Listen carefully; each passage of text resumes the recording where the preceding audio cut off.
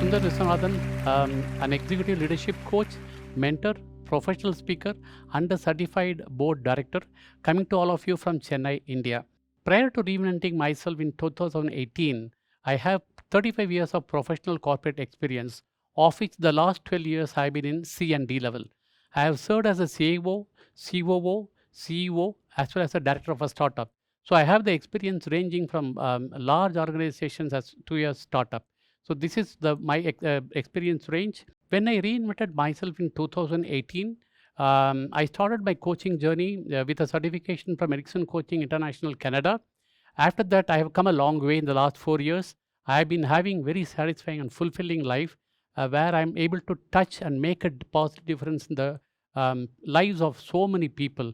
This is what is giving so much of fulfillment and satisfaction to me. So I am credentialed by International Coaching Federation as an associate certified coach. I am certified by Dr. Marshall Goldsmith as a stakeholder-centered coach. I am also accredited by a global coach group as a global team coach and a global leadership coach. I am certified practitioner from Ecology Scotland on neuro-linguistic programming.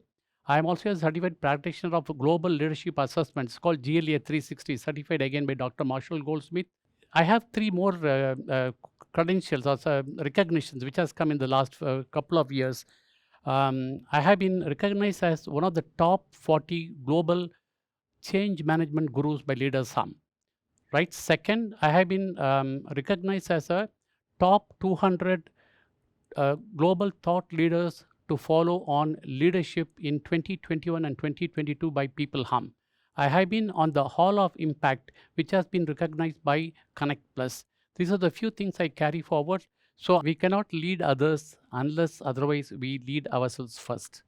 Do you agree? Yes, this is the first step for leadership, right? So this is what is called self-leadership. So now let us see what we have to talk about self-leadership and then leadership, right? So the first and foremost is for leaders, there are three areas where they need to focus on. One on oneself, which is about knowing oneself and then managing oneself. Second is on others, that is managing those who they lead. And third is the systems, processes, and the environment in which they operate. So these are the three areas.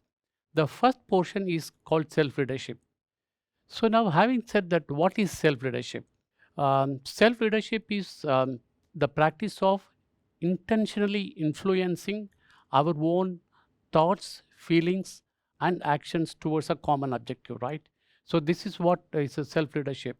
So leadership here is something which we want to talk subsequently. So now, what is self-leadership? We just spoke about, right? So here there are two things here. Mastering others is actually the strength, and mastering ourselves is actually the true power. So where does this true power come from? True power come from within, right? So when we say self-leadership, it is more about self-awareness. So how conscious we are about our own intentions, purpose of life, and the way we go about doing things. So these are the things which are very important. So have you ever thought of what our strengths are, right?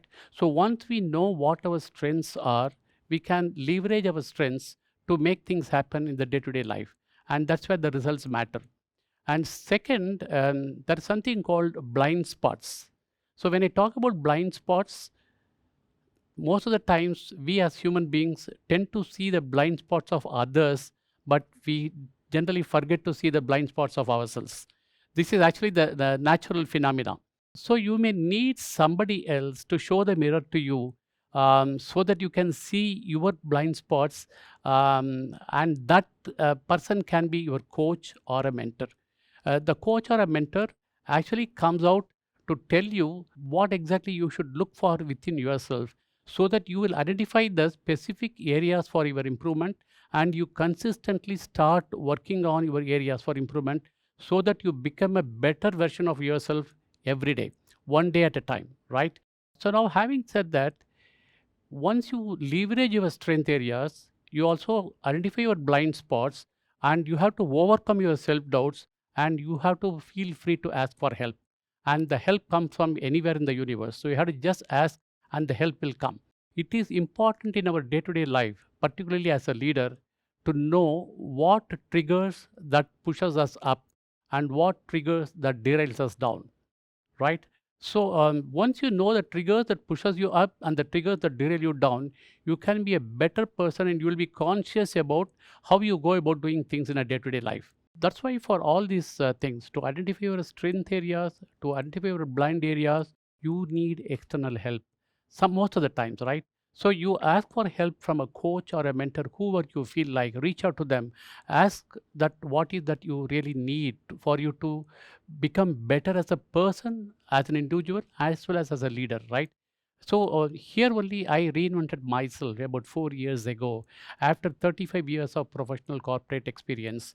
And now in the last 4 years, I am the certified executive and leadership coach, a mentor, professional speaker, and a certified board director.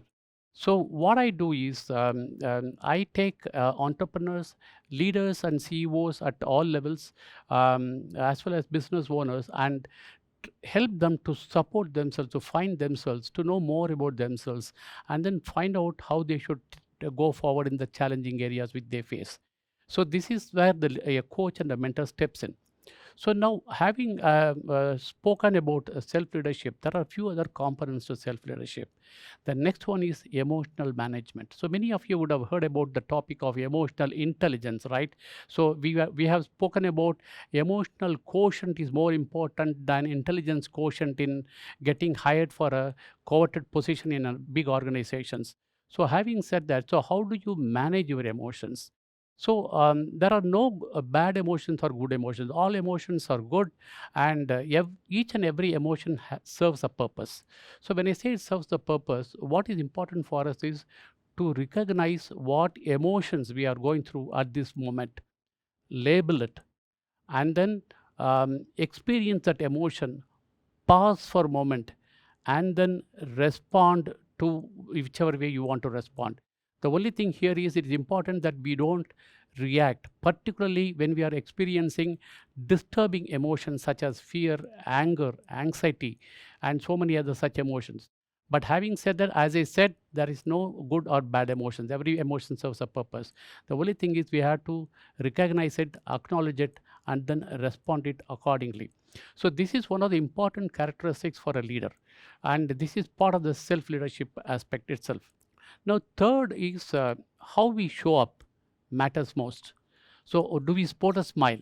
So, always when you enter a room or enter an office or enter a conference hall, so do you sport a smile? Do you carry along with you the positive vibes, positive energy into the room? So, are you coming with a happy mind? So, these are the things which matters most because this energy is infectious. So, when you enter your office, this energy of yours gets picked up by the people around you. So the moods of yours gets picked up by people around you because it is energy, it is a vibration. So having said that, if you are in a positive frame of mind, in a positive mood, your performance goes up. And when you are not so positive, I don't want to say negative, when you are not so positive, the performance drops. So you have to be conscious about how you carry yourself, how you present yourself with. The next point here is self reflection. So, when I say self reflection, at the end of each day, after a long day at work, you spend 10 to 15 minutes for yourself separately. So, where you can journal your feelings, your thought processes that went through the day. So there are three questions which comes up to my mind where you can self reflect. So what went well for the day? And then what challenges you faced during the day? And third, what you could have done differently during the day, right? So these three questions brings to you loads of learnings which you can take it to the next day by becoming a better version of yourself. The next point is what we tell ourselves matters also. It is important that we keep giving positive affirmations to ourselves because this works on what is called law of attraction. What you focus on, you attract that. So it is important that you keep telling yourself some positive things, and that will carry you through the entire span of your life. So having said that, it is also important for us to approach the entire life with what is called the growth mindset. So you would have heard about this growth mindset these days in almost all the media, right?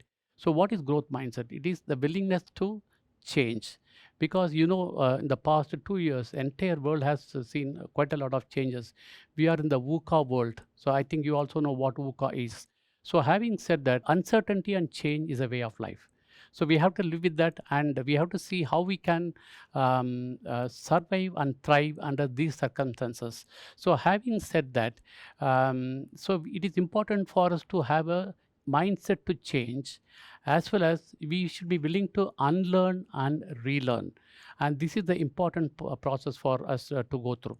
So these are all the things which are coming and as part of self leadership. So having said the self leadership, now leadership is the next step. So once you are ready, once you are able to acknowledge and manage your emotions well, and once you know how you have to work on yourself and what you should look for within yourself, then you are ready to lead others. That is the second stage. And when you go out and start leading others, there are a whole lot of things that you have to follow, right? There are so many leadership traits people talk about. Particularly in the last 2 years, empathy played a major role, right? Compassion played a major role, right? And reaching out and engaging people played a big role in the last 2 years. So when these things are happening, it is also important how you reach out to people, right? How you communicate what's happening, what's not happening, and not focusing on micromanagement, but focusing on the larger picture, focusing mainly on the deliverables, and not worrying about from where people are working. So whether it is a hybrid mode of working, or it's work from home or work from office, all methods are equally applicable. And now I think all of you would have heard about great resignation. So that's where the crux of the matter lies. People have started reinventing themselves. They have started repurposing their lives.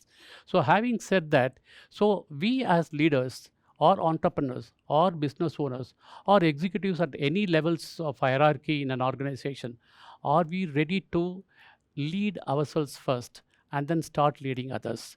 So this is the crux of the day, the crux of the matter which I wanted to present today. In this DLC talks, I just wanted to talk about these aspects because I thought self-leadership is going to be the foundation of any leadership which you can build on. And there are so many other areas which we can cover in the topic called leadership itself. And I look forward to seeing you again when the days to come. Thank you so much. Have a nice time.